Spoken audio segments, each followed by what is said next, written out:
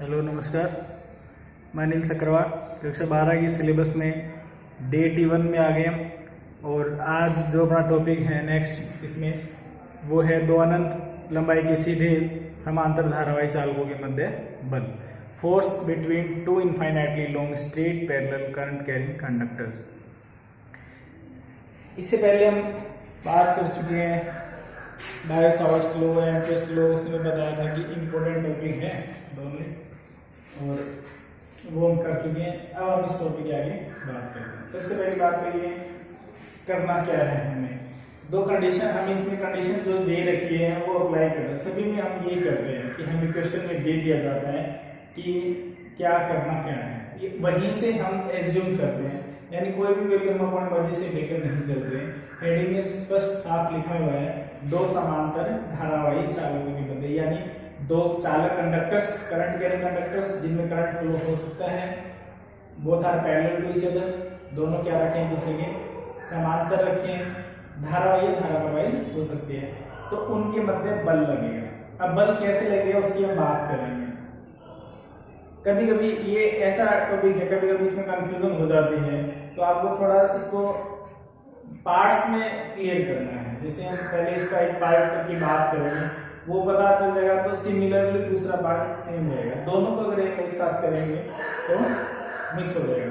अब इसकी इनिशियल बात ये है कि दो पैरेलल चालक है, कोई ऐसे समांतर है, अगर हम इसमें करंट फ्लो कर रहे हैं, देखो फोर्स के लिए क्या कंडीशन होनी चाहिए कि चालक जो है वो चुंबकीय क्षेत्र में स्थित होना चाहिए। अब हम याद है कि चुंबकीय क्षेत्र का है, यहाँ दो कंडक्टर है, तो उसमें ये बात की गई है कि कंडक्टर है तो करंट कैरिंग कंडक्टर धारा प्रवाहित हो रही है। तो जब इसमें धारा प्रवाहित होगी तो ये हमें पता है कि ये दाएं हाथ अंगूठे के नियम के अनुसार क्या होता है, इसके अंदर ये मैग्नेटिक फील्ड प्रोड्यूस होता है जो इसके चारों सर्कुलर पाथ पे होता है। तो इसके चारों चुंबकीय क्षेत्र उत्पन्न होगा, वो चुंबकीय क्षेत्र का प्रभाव इसके पास दूसरा जो कंडक्टर रखा है, चालक रखा है, उसमें धारा प्रवाहित उसमें भी हो रही है, इस चुंबकीय क्षेत्र का प्रभाव उस पर अप्लाई होगा, तो उसका करंट हो गया, इसका चुंबकीय क्षेत्र हो गया। जब इसका मतलब इस चुंबकीय क्षेत्र में वो दूसरा कंडक्टर रखा है, इसके पास इतनी दूरी पर नहीं है कि इसका प्रभाव ही नहीं है, तो वहां ऐसा नहीं होगा। इसीलिए हमें ये कंडीशन इसके अंदर दी गई है कि कितने दो समांतर धारावाही चालकों के मध्य बल ज्ञात करना है। सिंगल होगा तो उसके में बल जो है वो कार्य नहीं करेगा, वो उसकी इलेक्ट्रॉनों के कारण फोर्स होगा, जो हम पहले पढ़ चुके हैं। उसके लिए भी हमने बात की थी कि मैग्नेटिक फील्ड वहां होना चाहिए, तभी उस पर बल लगेगा। उसको हमने सोल्व किया था, BIL sin थीटा सोल्व किया था, BIL। उसी बात को हम यहाँ यूज करेंगे कि किसी चालक को अगर चुंबकीय क्षेत्र में रख दें तो उस पर लगता है BIL sin थीटा, यानी जो हमने पहले पढ़ी हुई बात है वो सारे काम आएगी इसके अंदर। एक तो इस बात को कि चालक को जब चुंबकीय क्षेत्र में रख दें तो उस पर जो फोर्स अप्लाई होता है वो BIL sin थीटा होता है, उसका यूज करेंगे। दूसरी बात, सीधे चालक तार में धारा प्रवाहित होती है तो उसके कारण चुंबकीय क्षेत्र की वैल्यू हम सोल्व कर चुके हैं, μ0I/2πr हमने सोल्व किया था। और उस समय हमने एक बात लिखी थी, मैंने इसका जिक्र किया था कि इसे हम उस फॉर्म में रखें कि μ0/4π2 से मल्टीप्लाई डिवाइड करते हैं, याद हो तो 2I/r करते हैं। तो μ0/4π × 2I/r वो किसके कारण है, दोबारा फिर मैं रिपीट कर रहा हूँ, ये बात समझ में आ गई तो टॉपिक में कुछ भी नहीं है, बिल्कुल क्लियर हो जाएगा। इतनी सी बात है कि चुंबकीय क्षेत्र यूज करना है और उसके कारण बल ज्ञात करना है। तो दो बातें हम यूज करेंगे डायरेक्ट रिजल्ट्स, एक चुंबकीय क्षेत्र का μ0/4π2I/r, दूसरा फोर्स का BIL sin थीटा। अब फोर्स किस पे होगा, मैग्नेटिक फील्ड किसका होगा, करंट किसका होगा, क्योंकि दो क्या है, यहाँ दो कंडक्टर हैं। फिर बात कर रहे हैं, दो कंडक्टर हैं, इसमें करंट फ्लो है, तो चुंबकीय क्षेत्र भी इसके चारों ओर किसके कारण उत्पन्न होगा, इस करंट के कारण उत्पन्न होगा। जैसे मान लो ये 1 है तो इसके कारण चुंबकीय क्षेत्र B1 होगा, उस B1 का प्रभाव इस दूसरे तार पे अप्लाई होगा, तो इस पे क्या लगेगा, फोर्स लगेगा, बल लगेगा, ठीक है, दूसरे तार पे बल लगेगा। उस बल का मान क्या होगा, F = BIL sin थीटा। वहां हम देखेंगे कि थीटा 90 डिग्री हो जाएगा, क्योंकि चुंबकीय क्षेत्र यार तल के लंबवत अंदर की ओर है या बाहर की ओर है, तार ऐसे है, इसकी लंबाई, तो उसके अनुसार थीटा का मान 90 डिग्री है। तो क्या होगा, BIL। अब इस चालक तार पे B तो कौन सा है, इस 1 तार का है, B1, लेकिन आई कौन सा है इसके अंदर, जो इस चालक तार में धारा प्रवाहित हो रही है। जैसे मान लो ये 2 है तो इसमें I2 मान लेंगे मैं, I2 धारा प्रवाहित हो रही है, तो ये I2 का है। यानी 1 का मैग्नेटिक फील्ड है जो I1 के कारण है वो B1 है, उस B1 का प्रभाव किस पे जाएगा, 2 पे जाएगा, ठीक है। तो उस पे हम बल निकालेंगे। उसी तरह से फिर कैलकुलेशन इसके अंदर कुछ भी ज्यादा नहीं है। ये जो बातें मैंने अभी आपको वर्बली बता दी, थ्योरेटिकली बता दी, उसको हम थोड़ा डायग्राम से और बोर्ड पे समझने की और कोशिश करेंगे। तो ये थोड़ा आप इसको ध्यान रखें, कंफ्यूज ना हो। दोबारा फिर हम इसमें डायग्राम बना रहे हैं, यहाँ इधर बना देता हूँ मैं कि ये तो एक तार है,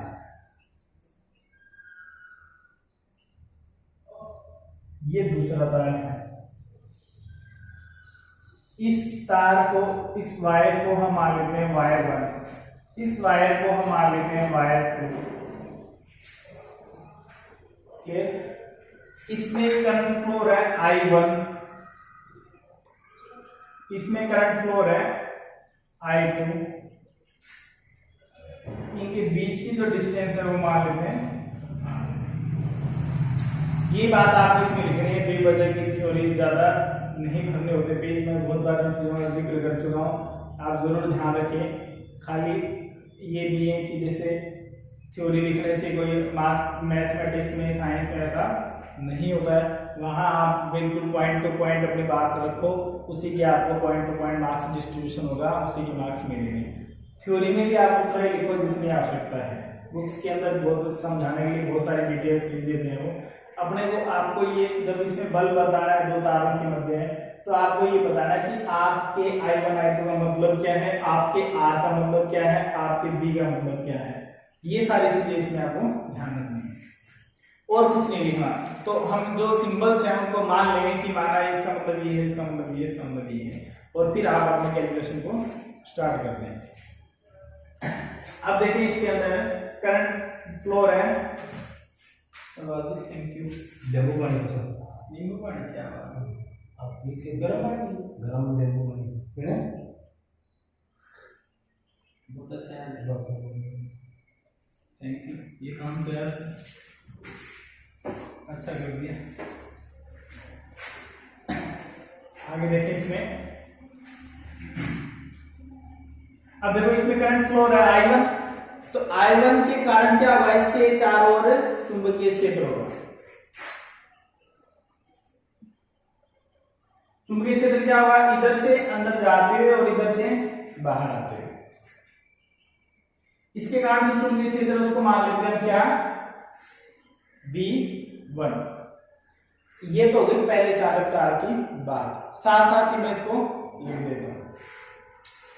क्या माना हमने, ये आप लिख लेना, माना 2 चालक तार समांतर स्थित है जिनके मध्य की दूरी R है और उनमें करंट I1 और I2 प्रवाहित हो रहा है।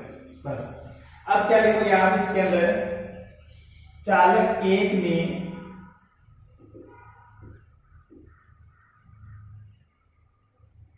I1 धारा के कारण चुंबकीय क्षेत्र, magnetic field in conductor 1 due to current I1। तो B1 इज इक्वल टू क्या देगा, μ0/4π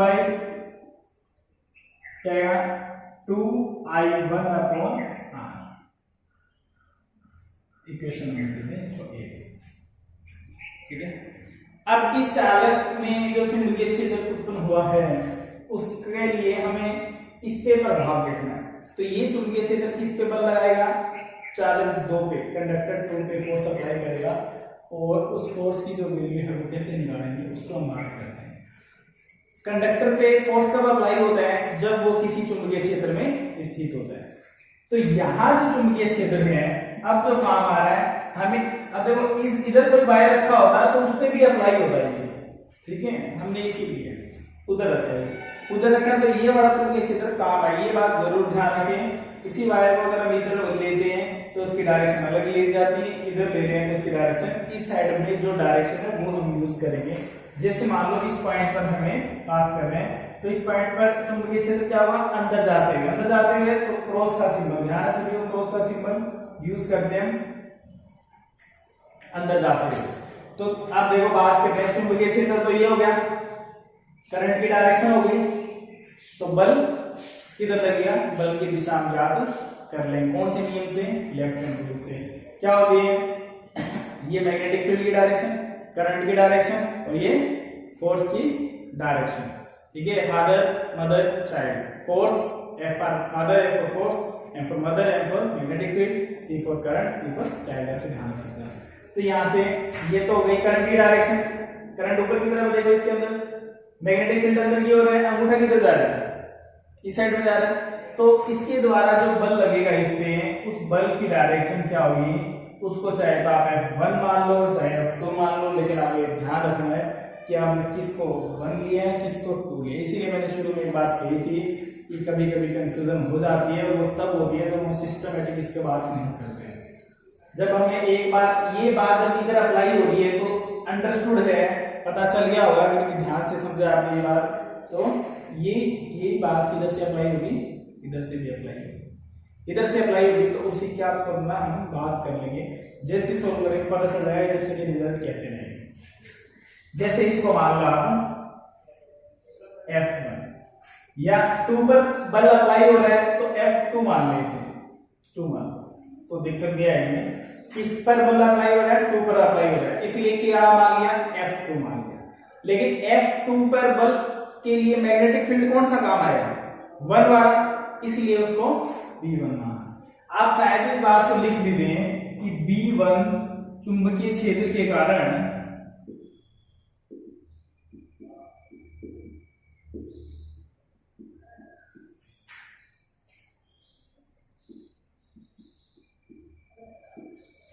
चालक 2 पर बल, हम मान लेते हैं क्या है, F2 है, तो F2 इक्वल टू क्या होगा, BI L sin थीटा। सबसे दूसरी कंफ्यूजन जो आती है वो यहाँ आती है। अब आपको ये ध्यान में समझ में आएगा तो ये क्लियर हो पाएगा कि B कौन सा काम आ रहा है, दिखाई दे रहा है ना, इसीलिए मैंने दोनों एक साथ में बनाया, B1 काम आ रहा है। ठीक है, I कौन सा काम आ रहा है, जिस पे बल अप्लाई हो रहा है, जिस कंडक्टर पे बल अप्लाई हो रहा है उसका I काम में आ रहा है, तो B1 I2। L क्या है, इसकी लेंथ है, चालक की कंडक्टर की लेंथ है, कितनी लंबाई है, वो L है। थीटा दिखाई दे रहा है, अभी बात कर लिए हमने क्या है, 90 डिग्री है, ये लंबाई जो है तरंग के लंबवत है, अंदर के मैग्नेटिक फील्ड हो गया, तो इनमें कितना एंगल हो गया, 90 डिग्री हो गया। साइन 90 की वैल्यू क्या होती है, 1 होती है, ये हमें पता ही है। अप्लाई करने से B1 का मान रख दें, तो F2 is equal to mu naught upon 4 pi 2I1 upon R, ये तो B1 का मान हो गया, I2 इंटू L, I2 इधर डिवाइड में ले आओ, तो F2 divide by L is equal to mu naught upon 4 pi 2I1 I2 upon R। ऐसे भी लिख सकते हैं आप इसे, ऐसे भी रहने दे सकते हैं, ऐसे भी कोई दिक्कत नहीं है, कोई इधर भी रख सकते हैं। ठीक है, ऐसे रखने से ये भी सही है। ठीक है, क्वेश्चन में प्रति इकाई लंबाई पर बल पूछ लेते हैं, force at per unit length, तो क्या करो, डिवाइड बाय लेंथ कर दो, तो इकाई लंबाई पे आ जाएगा, इसलिए ये दो इकाई लंबाई पर बल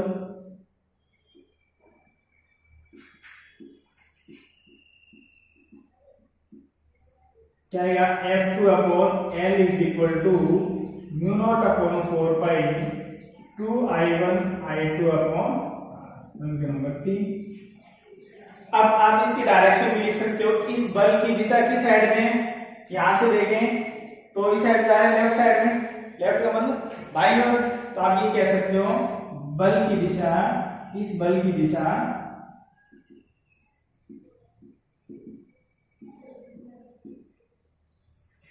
बाईं ओर। ये मैंने आपको बता दिया कि इस सिचुएशन पे डिपेंड करेगा। अब ये सिचुएशन हम बदल देते हैं तो वैल्यू यही रहेगी, डायरेक्शन बदल देंगे। अब ये बात अपोजिट करें, हमें ये पूरा का पूरा देखो, एग्जाम की दृष्टि से बात करें तो डेरिवेशन आता है मान लो 3 नंबर में, तो आपने इतना सोल्व कर दिया। इसी प्रकार आप लिख सकते हो, इसी प्रकार चालक 2 के कारण 1 पर भी बल आरोपित होगा। उसके लिए दो का मैग्नेटिक फील्ड काम आएगा जो एक पर अप्लाई होगा, तो F1 आ जाएगा। चाहे तो आप इसे सोल्व कर भी सकते हैं, वही दो लाइनें लिखनी है, सोल्व करनी ज्यादा बेटर है, डायरेक्ट लिखो तो भी कोई दिक्कत नहीं। अब इसके अंदर देखें, दिखाई दे रहा है, इसके अंदर लिखे हैं इसी प्रकार,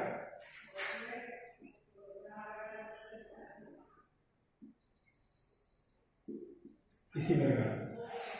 अब देखो चालक 2 में, यहां बढ़ा दो, इधर बढ़ा देता हूं मैं, चालक 2 में भी क्या हो रहा है, चुंबकीय क्षेत्र उत्पन्न होगा, इधर से मैग्नेटिक फील्ड जाएगा, इधर से बाहर जाएगा। तो इस पॉइंट पर देखें, इधर वाले साइड में तार, तो इधर वाले साइड का मैग्नेटिक फील्ड काम आएगा किधर है, बाहर आते हुए, और बाहर आते हुए कैसे शो करते हैं हम, डॉट से शो करते हैं इस बिंदु पर। तो ये कौन सा मैग्नेटिक फील्ड है, B2 है, ये ध्यान रखना। ये कौन सा है, B1 है। B2 किसके कारण है, I2 के कारण। अब इसका प्रभाव किस पे जाएगा, इस पे, इसीलिए आप इसको टुकड़ों में ऐसे करें, एक बार फिर देख लेंगे, कंफ्यूजन हो सकती है कि आप जब मैग्नेटिक फील्ड की बात करते रहे तब तक आप फोर्स पे ना जाएं, तब तक आप किसकी बात करें, मैग्नेटिक फील्ड। जब ये सॉल्व हो जाए उसके बाद में हम बात करें किस पे, फोर्स पे। तो हमने मैग्नेटिक फील्ड को सॉल्व कर लिया, उसको तो छोड़ दें, फिर हम देखेंगे कि फोर्स इसके कारण अप्लाई किसके हो रहा है, दूसरी तार पे, तो सेकंड तार पे पहुंच जाओ, फिर उसकी सिचुएशन अप्लाई करो, कोई दिक्कत नहीं है। अब इसी प्रकार आप क्या लिखेंगे, चालक इस पे 2 में धारा I2 के कारण चुंबकीय क्षेत्र, इसको मान लेते हैं B2। B2 है तो देखो B2 इसके कारण है, तो क्या आएगा, mu naught upon 4 pi 2 I2 upon R, ये आ गया। अब इसके कारण मैग्नेटिक फील्ड किस पे लगेगा, चालक 1 पर, तो B2 के कारण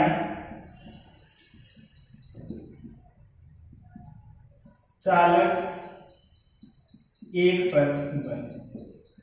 अब इसको देखो F2 माना था, चालक 1 पर बल लग गया, उसको F1 मान लेते हैं। F1 इज इक्वल टू वही BIL आएगा, थीटा 90 डिग्री हो जाएगा, लिखा हुआ बार बार लिखने की जरूरत नहीं। B की जगह क्या आया, B2, I की जगह क्या आया, क्योंकि B2 ये काम में ले रहे हैं ना, इसलिए ये ऊपर लिखा हुआ है, इसलिए मैंने कहा था पहले सोल्व करो, दिक्कत क्या है, ऊपर वाला B2 काम में लेना। अब देख लो किस में बल लग रहा है, किस चालक पे लग रहा है, उस चालक का करंट काम में लेना है, I1 काम है। वैल्यू पुट करते हैं, बाकी कोई बात नहीं। B2 में देखेंगे तो F1 इज इक्वल टू आ गया mu naught upon 4 pi 2 I2 upon R multiply क्या देगा, I1 एज इट इज और N एज इट इज। तो वही बात आ गई, इक्वेशन 2 में देखो म्यू नॉट अपॉन 4 पाई 3 में देखो mu naught upon 4 pi 2 I1 I2 upon R into N, mu naught upon 4 pi 2 I1 I2 upon R into N, वही बात इसके अंदर है। अब क्या करें, वैसे F1 अपॉन पट्टी का I लंबाई पे बल लिख लें, F1 अपॉन L क्या आ गया, mu naught upon 4 pi 2 I1 I2 upon R, equation number next दे दो इसे। अब देखो 3 और 4 से क्या दिखाई दे रहे हैं, 3 और 4 से ये दिखाई दे रहा है कि दोनों की जो वैल्यूज हैं वो बिल्कुल बराबर हैं, उनमें कोई डिफरेंस नहीं है, दोनों की वैल्यू बराबर है। समीकरण 3 व 4 क्या है, दोनों वैल्यू बराबर है, तो क्या होगा, दोनों चालकों पर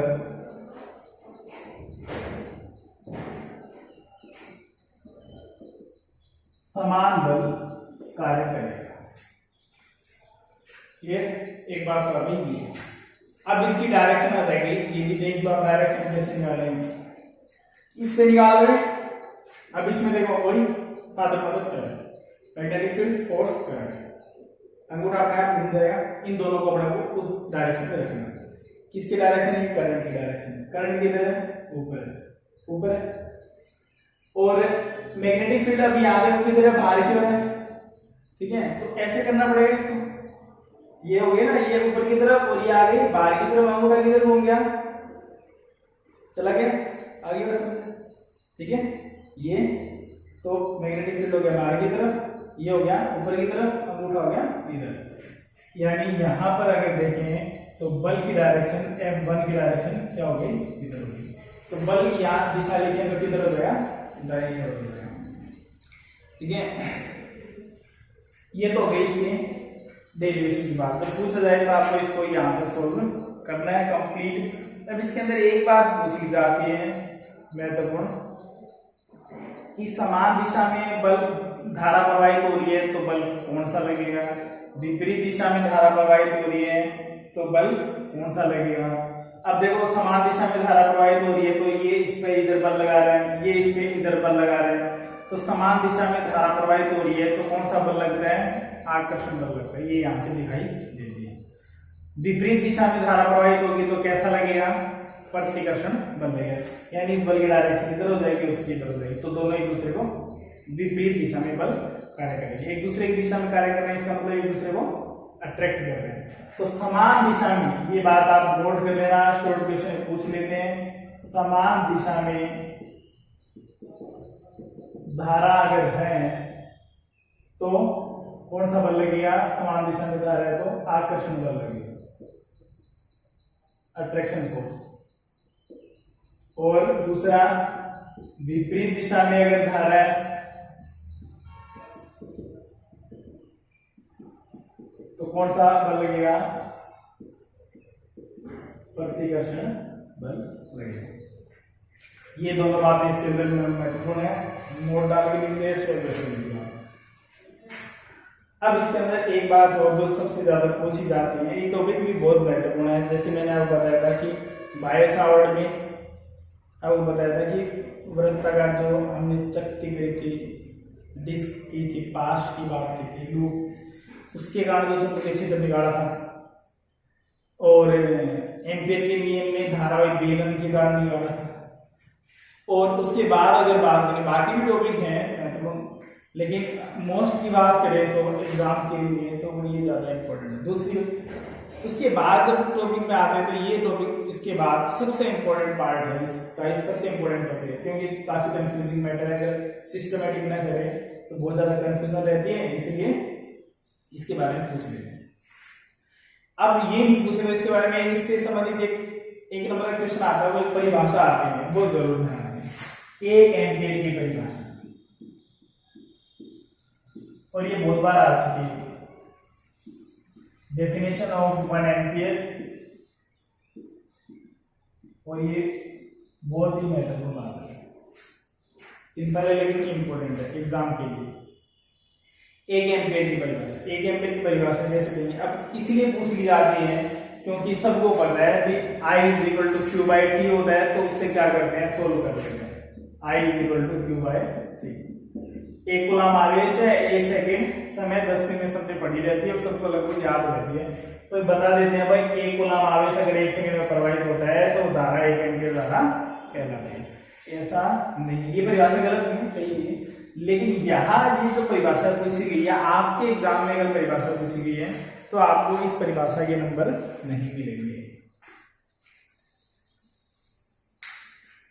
इसलिए आप इस बात को ध्यान रख लें कि 1 एम्पियर कहा गया तो 1 एम्पियर का मतलब क्या है।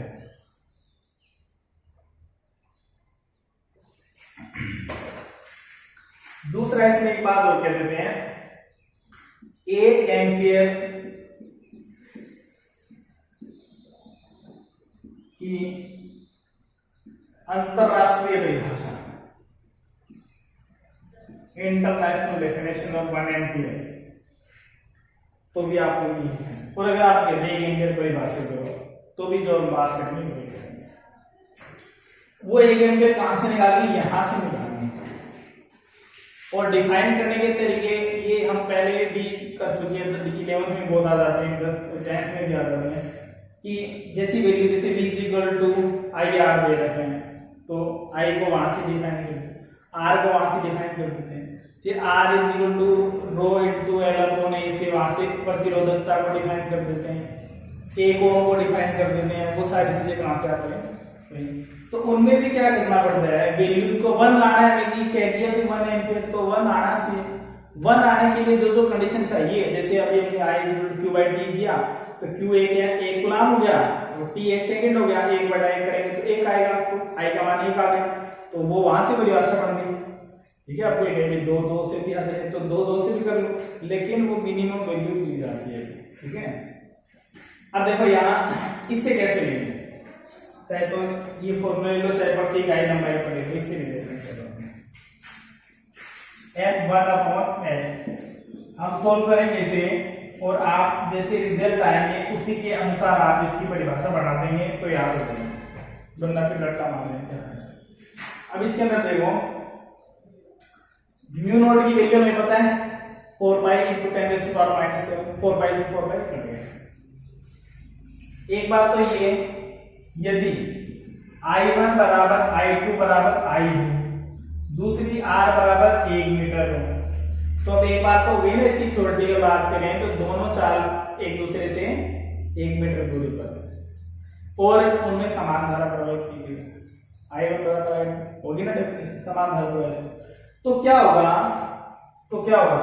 यहां से देखें, F1/L इज इक्वल टू 4 पाई × 10⁻⁻⁷, क्या हो जाएगा ये, इंटू I² अपॉन 1 हो गया, 4 पाई हो गया, ये कट गया, ये 2 है तो 2 और रहेगा।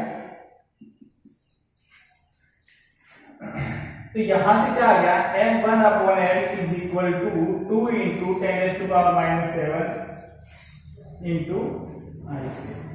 अब देखो I का मान 1 निकालना, तो क्या करें, अगर इसका मान यही हो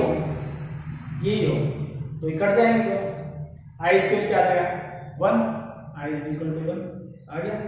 ठीक है, करंट नेगेटिव होता है, तो यहाँ F1/L की ग्रेड क्या हो, इसका मतलब एक बात और ऐड होगी, तथा F1/L इज इक्वल टू क्या होना चाहिए, 2 × 10⁻⁷। मात्र जरूर ध्यान रखें, F/L का मान है ये, तो न्यूटन प्रति मीटर।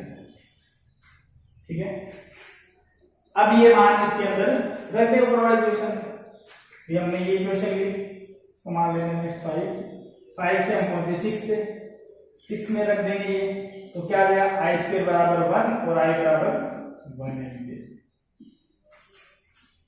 ये जो कैलकुलेशन है, यही परिभाषा है, इसी को आप थ्योरी में लिखेंगे। कैसे लिखेंगे, यदि दो समांतर धारावाही चालक एक दूसरे से 1 मीटर दूरी पर रखे गए हों और उनमें समान धारा प्रवाहित हो, तो 1 एम्पियर धारा होगी वह यदि वो एक दूसरे को कितने बल से, 2 × 10⁻⁷ न्यूटन प्रति मीटर बल आरोपित करें।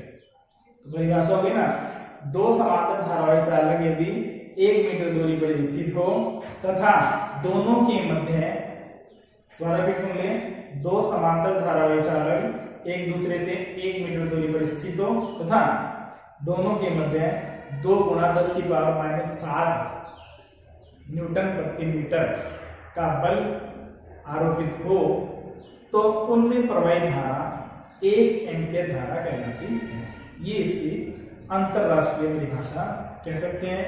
अगर ये वर्ड नहीं लिखा है, केवल ये लिखा है 1 एम्पियर की परिभाषा, तो भी स्टोर कर लेना अपने माइंड में अच्छी तरह से, आप लोग ये लिखेंगे, वरना आपको उस परिभाषा से नंबर नहीं मिलेंगे। ये नियम सही है तो मिले, सही है वो, लेकिन फिर भी आपके अकॉर्डिंग टू सिलेबस अगर बात की जाए तो आपसे इस परिभाषा के बारे में बात की गई है और ये एक्चुअल इसकी डेफिनेशन है, तो आपको इसके बारे में ही बताना है। ये टॉपिक बहुत ही महत्वपूर्ण है, थोड़ा सा कंफ्यूजिंग है, अच्छी तरह से जरूर समझ लें। 1 बार 2 बार देखना पड़े वीडियो को, बुक पढ़नी पड़े, कोई नोट्स पढ़ने पड़े, कैसे भी, लेकिन आप इसको अच्छी तरह से क्लियर कर लें। रिटर्न वर्क करते रहेंगे तो कोई दिक्कत नहीं आएगी, रफ प्रैक्टिस ज़्यादा करें। धन्यवाद, बाकी नेक्स्ट वीडियो में बात करेंगे।